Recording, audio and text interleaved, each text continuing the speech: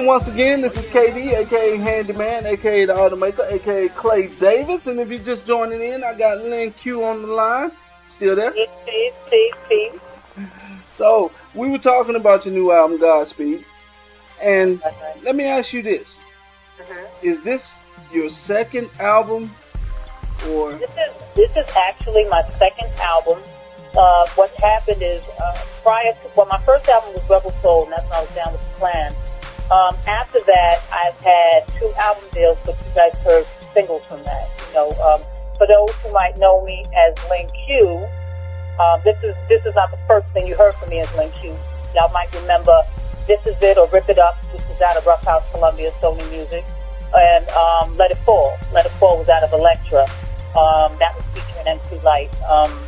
So, I've been in this business in so many different aspects, too, because me and Light had a company together called Duke the Moon. We also had Ace Entertainment, whereas I was one of the artists, but I was also helping other artists get their voice heard. right. I learned a lot in this industry. I learned a lot, and I'm utilizing everything that I learned to help get me out there now. Right. I think that's when I found out your name was Lin, when you was working with MC Light and you was in that Roughneck video. Right. That's when I found out you was Lin. Yeah, that you bring me back right there. Wow.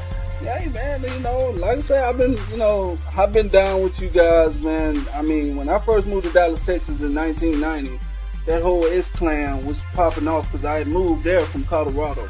And we had no black radio stations when I was in Colorado Springs. Wow. I mean, none at all. And I'm not exaggerating. You had to go to Denver, which was 70 miles north of Colorado, to hear a black radio station. So, that was the whole time when MTV Raps and Rap City started kicking in 88. Right. We had to depend. I used to go to the music stores and take my $20 back then. You could get 4 cassettes for 20, So, I mean, I was a cassette nut. I picked up cassettes. I had no clue who the people were. I was just picking them up just so I can have the rap music. That's right, man. I mean, that's how it was, and I honestly, there's such a huge part of me that misses that, because you really had to search for that. And I think that, with technology advancing the way it has been advancing, a lot of people are so used to instant gratification that they don't go through the search. There's a lot of great music out here. There's a lot of great music out there. People just kind of only listen to commercial radio. A lot of people are not listening to the underground stuff. I mean, there are a lot of people that do, but in reference to and in comparison to the commercial radio stations, it's like, people used to have to search, I remember when playlists were so lengthy that I could hear a song and not hear it for the rest of the day and be tight, like, yo, I gotta get that song, how am I gonna hear it? Right. If you put on the radio, you hear the same song every hour. Yeah, that's how it is. I know I was telling one of my homeboys down in Dallas, Texas, Mr. Roy, he be talking about, man, it's not no good music out here, it's all garbage. And I'm like, man, there's plenty of good music out here, you just don't hear it on the radio. Exactly. So you got to get outside that radio mind and, just go, thumb through your mom and pop stores or, your music retail stores and stop just going and look for what you hear on the radio. Right. I mean, I remember when you brought that up on that Lord Gang conference call and everybody was really feeling exactly what you're saying. Because I remember those days too. Right. And like I was telling my son's 13 years old, he actually have no clue to what good music is. I mean, he bobs his head to some of these things and I'll be like, man, I just don't know about you, dude. Hey, it's like the era of the beat, though. It's the era of the beat where the beats really override the lyrics. Yeah. I mean, because I wouldn't even call them lyrics. I would say the words.